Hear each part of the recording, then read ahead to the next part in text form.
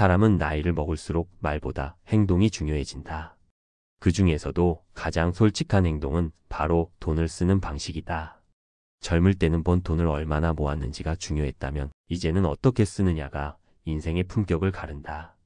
돈은 숫자가 아니라 마음의 방향을 비추는 거울이다. 누구에게 어떤 일에 어떤 표정으로 돈을 쓰는가. 그 순간이 바로 사람의 진짜 얼굴을 보여준다.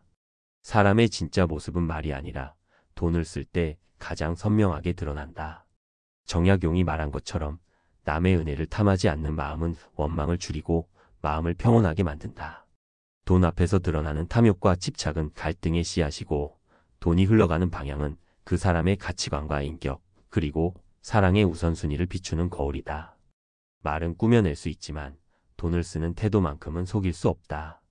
누구를 위해 어떤 일에 돈을 쓰는가가 그 사람의 진심을 드러낸다. 자기 욕망에는 관대하면서 가족이나 이웃에게는 인색한 모습은 자기 중심적인 마음의 반영이다. 반대로 자신에게는 검소하지만 타인의 어려움이나 가족의 필요에는 기꺼이 지출하는 사람은 진정한 사랑을 아는 이다. 가족을 위한다고 말하면서 실제 지출이 따르지 않는다면 그 말은 신뢰를 얻기 어렵다. 언제, 어떤 상황에서 돈을 쓰는가 역시 본성을 비춘다. 평소에는 절약하지만 사람들 앞에서는 과시적으로 소비하는 이는 체면에 갇혀 사는 사람이다. 진짜 현명한 사람은 필요할 때만 의미 있는 일에 일관성 있게 돈을 쓴다. 검소함은 무조건 절약이 아니라 필요와 허영을 구분하는 지혜다. 돈을 쓸 때의 표정과 감정도 그 사람의 내면을 보여준다. 계산대 앞에서 후회로 얼굴을 찌푸리는 사람은 돈에 대한 불안이 크고 필요한 곳에 담담히 쓰는 사람은 돈을 수단으로 여길 줄 아는 사람이다. 같은 금액을 써도 태도는 천차만별이다. 그 태도가 삶의 철학을 드러낸다.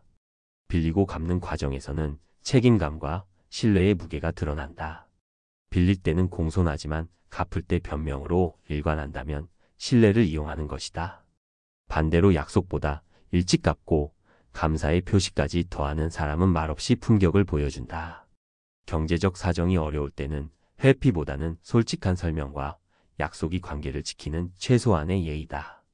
돈이 본성을 드러내는 이유는 세 가지다. 첫째, 돈은 생존과 직결되어 본능을 자극한다. 둘째, 한정된 자원 속에서 진짜 우선순위를 선택하게 만든다. 셋째, 손익이 감정을 흔들어 숨겨진 성향을 드러나게 한다. 그래서 타인을 볼 때는 몇 가지 기준이 필요하다. 말과 소비의 일관성, 지출의 우선순위, 돈을 쓰는 순간의 감정, 그리고 형편을 고려한 판단이다. 많이 쓴다고 후한 것도 적게 쓴다고 인색한 것도 아니다.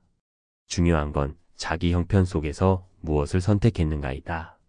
이런 관찰의 목적은 타인을 평가하기 위함이 아니라 자기 성찰이다. 나는 어디에 먼저 돈을 쓰는가라는 질문은 나의 불안과 욕망, 책임과 사랑을 드러낸다. 매일의 지출을 돌아보면 낭비와 가치의 투자가 구분된다.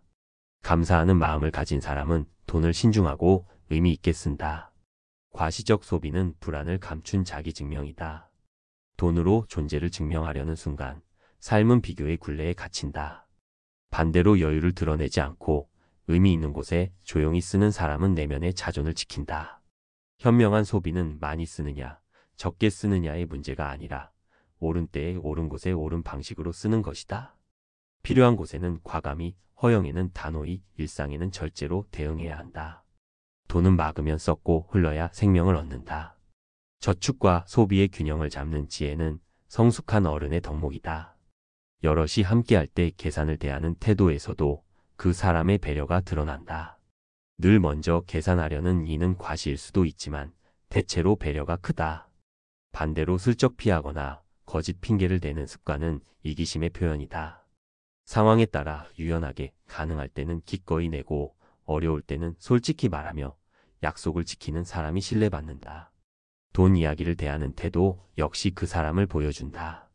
돈을 필요 이상으로 회피하는 사람은 불안이 크고 소득이나 재산을 자랑하는 사람은 돈으로 자신을 증명하려는 욕구가 강하다. 가장 바람직한 태도는 자연스럽고 건전하게 이야기하되 비교와 과시는 멀리하는 것이다. 정직하게 벌고 의미 있게 쓰는 사람은 존경받을 자격이 있다. 부의 많고 적음이 아니라 어떻게 벌고 어떻게 쓰느냐가 품격을 결정한다. 적게 가져도 나누고 많이 가져도 겸손한 사람은 돈의 주인이지 노예가 아니다. 결국 돈 앞에서 드러나는 것은 잔고가 아니라 인생관이다.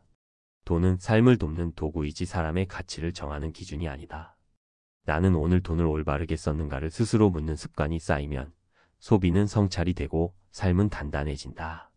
타인의 소비를 보며 사람을 판단하지 말고 그 선택 뒤에 있는 가치와 책임, 배려를 읽어야 한다.